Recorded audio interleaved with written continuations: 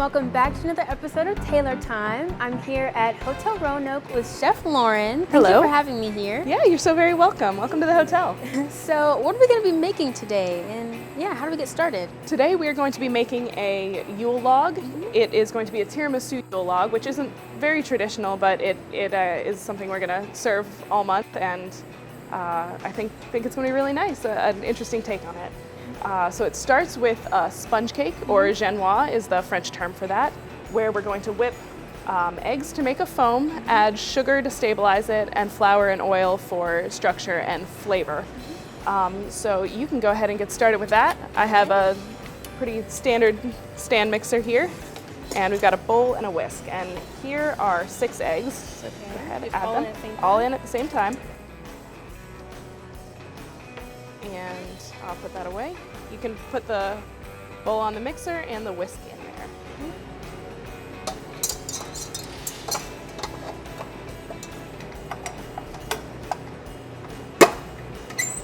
What speed should I start it on? So I usually turn it pretty much all the way up and let it go and get all fluffy.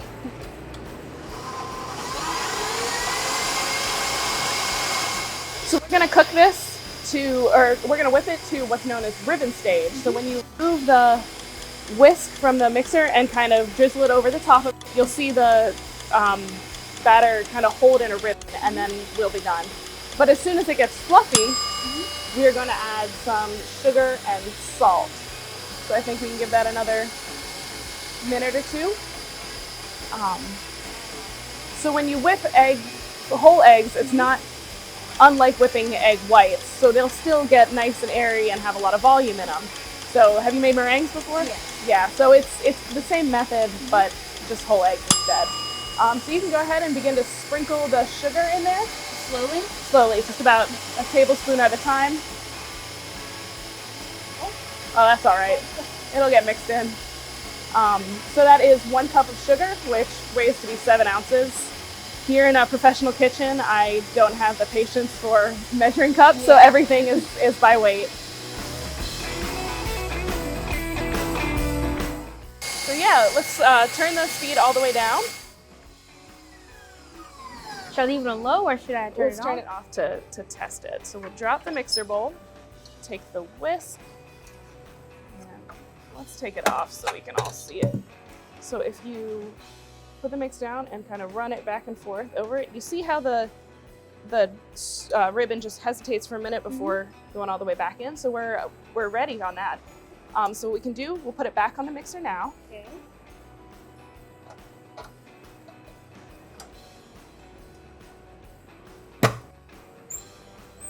All the way up, and let's put it on about speed, maybe medium, so maybe 4 or 5 on the side of them. All right, so we can start with adding the vanilla just for the flavor.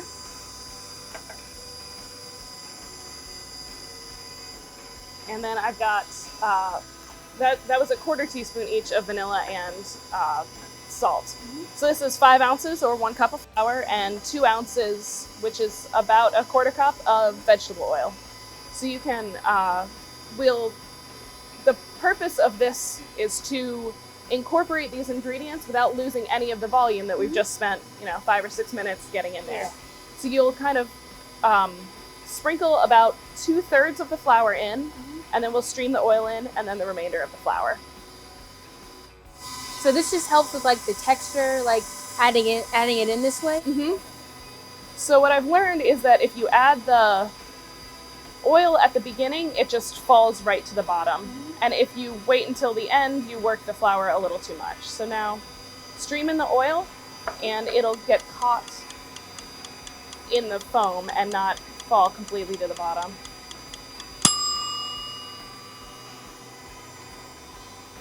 Yeah, that looks good. I have to stand up on my tiptoes. There we go. Right. And now the rest of the flour can go in. Okay.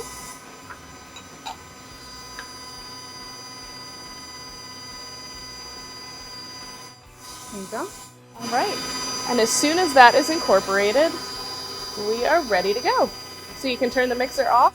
All right. And take the whole assembly down. And so you can see there's a little bit of flour. I usually tap it and scrape it and then use the whisk to kind of fold it and make sure that there are no clumps. So that looks pretty even in texture. And now we pour it into the pan.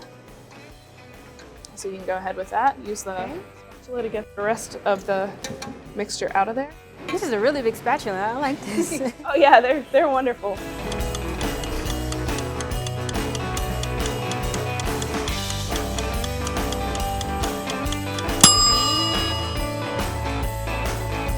So now when we're doing those 12 full sheet cake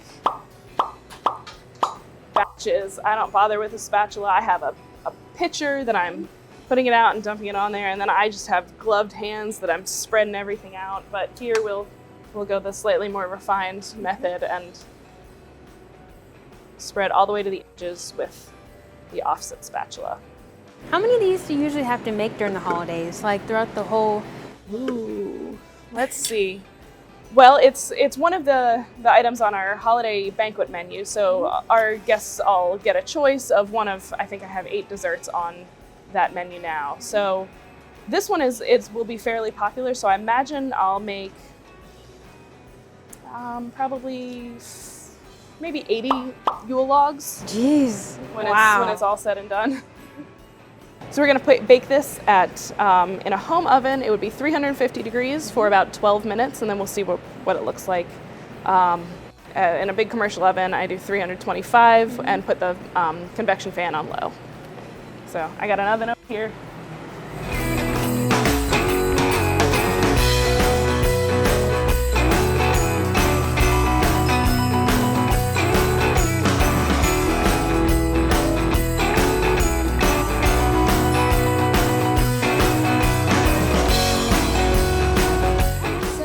Here. So one of the cool things about a Yule log is getting to decorate and garnish it. And one of the things that I love, and it's actually kind of a classic pastry thing, is little meringue mushrooms. And I have some of them over here. Ooh, that one's getting sticky. If it's humid, they're a little sticky. But we're gonna put these together. So to get it from here, we've just made a simple meringue, which is 1 part egg whites and 1.5 parts sugar. So for these, I did 4 ounces of egg whites and 6 ounces of sugar to get all these ones here in front of you. And then I piped them onto a little piece of parchment so that the top is nice and round out of just a round tip. And then I piped using the same tip, just kind of like boop, pulled it right up to make the stems. When you're dealing with humidity though, this stuff gets sticky, so yeah, that's just kind of something we're dealing with today. Kind of like marshmallow a little bit. A little bit. This sugar like gets all sticky. Exactly. So what we're going to do is we're going to take the top. Oh, they've got cocoa powder dusted to make them look a little more realistic. And just going to use the tip of a knife to poke a little hole in there.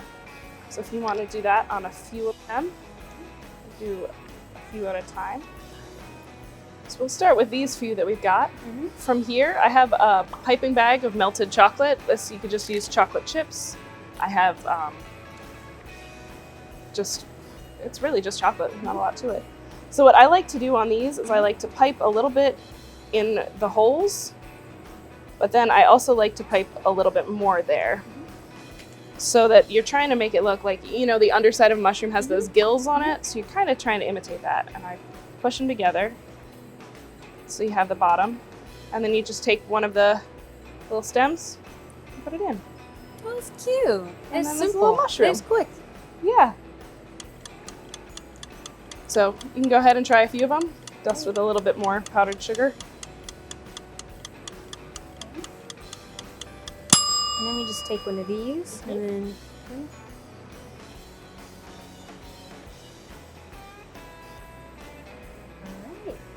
Nice work. Thank you. You are a professional.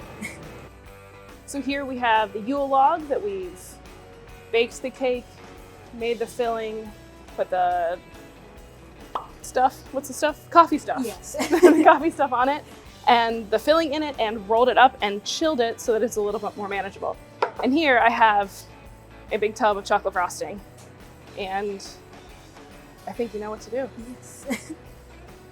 So you can go ahead and decorate it, but we're not going too fancy. It doesn't have to be real Perfect. smooth. Yeah. Because, which is good. That makes it a lot easier. Yeah, we're going for the look of bark on a tree. Yeah. It doesn't have to be perfect. Right. I'd start by smearing, just put a whole bunch on there. So you let its weight kind of get to it for you. If there are any other tools that you like to use to do cakes that I don't have here. I think specifically when I do round cakes, I like to use a Lazy Susan or like a turntable. Those are very, very helpful. We were supposed to dust the top of the mascarpone with cocoa powder. And I knew, I said it before we started. I was like, I'm gonna forget to dust the cocoa powder. But that'll be all right. This has cocoa powder. It'll still taste amazing. So. Yeah.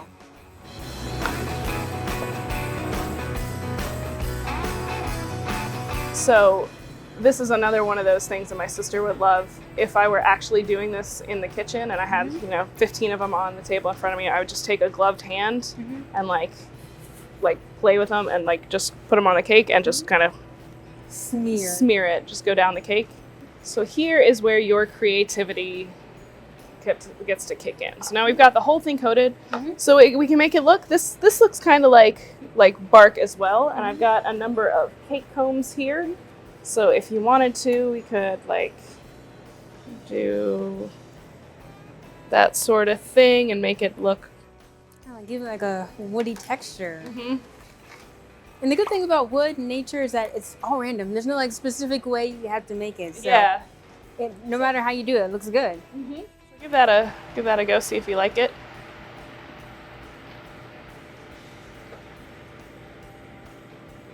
Yeah, that looks great.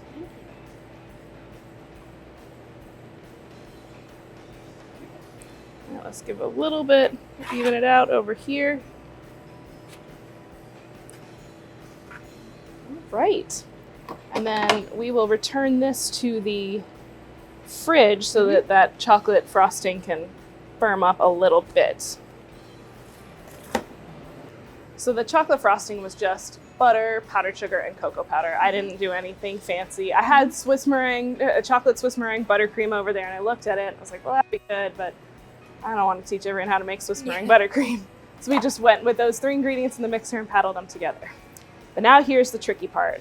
So I've just put this knife over our grill that's on back there. At home, I would just put it in some hot water.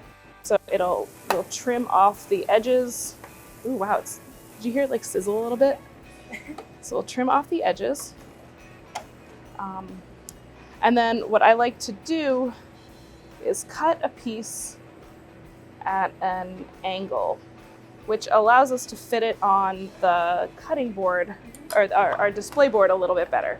So I found this cool butcher's block in the kitchen, and this is where you really have to like have a little courage. Yeah.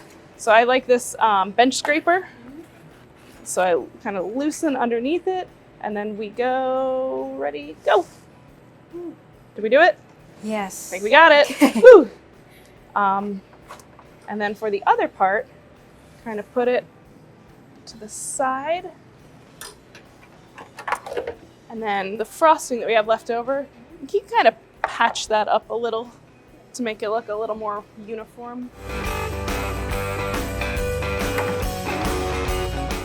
The seam between these two? Yeah. Okay. So it's getting a little, I don't want to make too big of a mess on the board. But yeah, just take a little of the frosting and fill it in so it looks like a branch coming off the side of a tree. You didn't want to make a branch coming off the side of it. You wouldn't have to, but I always like how that looks. It's a good presentation. Is that good? Yeah, let's just comb it to make it match a little bit. You do the honors. This side? Yeah, I think that's the side we did it, but you know, they're nice and rustic and natural looking. So I think you can kind of go how you like. Oh, it's beautiful. Thank you. There we go. Right, so we'll put this back to the side. And now is where you get to be creative and decorate it. If you want to, I've got a towel you can wipe your hands off on. Thank you. So we made the Yule log, we've got the mushrooms, and then I've got a few sprigs of rosemary and some little snowflakes that we can put on there. So yeah, just put them where you think they look nice. Stand them up or put them to the side. I was like grouping in odd numbers. So I want like the total count to be odd numbers, or I mean, ideally prime numbers too, if you can. No, I'm just kidding. My husband's a math teacher, he'll like that one.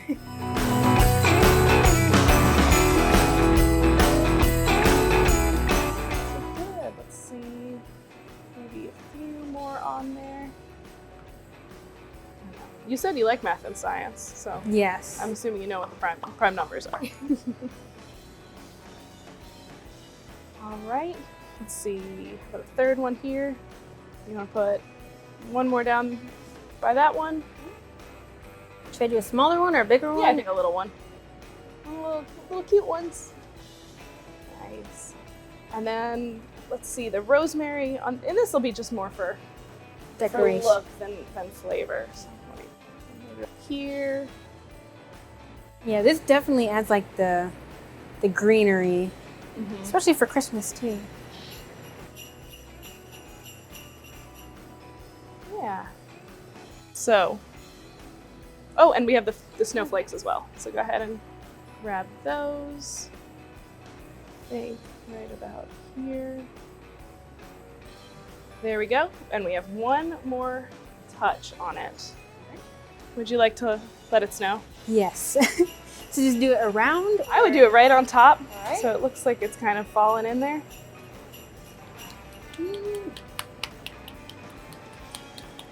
Let's see. Where's the pretty front of it? Oh, I like that side. Sometimes you gotta go back and forth with those. Oh, okay. That makes it a lot easier. Yeah. I've done a lot of powdered sugar. There we have it. All right. And I think you'll love it. My husband asked me if I had a catchphrase and then suggested that one.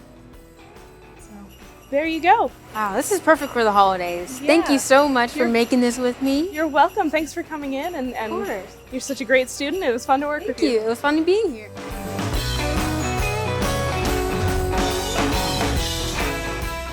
So this wouldn't be a Taylor Thyme episode without actually trying our creations. So, ready to dig in? Yeah, of course. As a pastry chef, I do love a plated dessert. So I think let's go from here. So, you ready? Yes.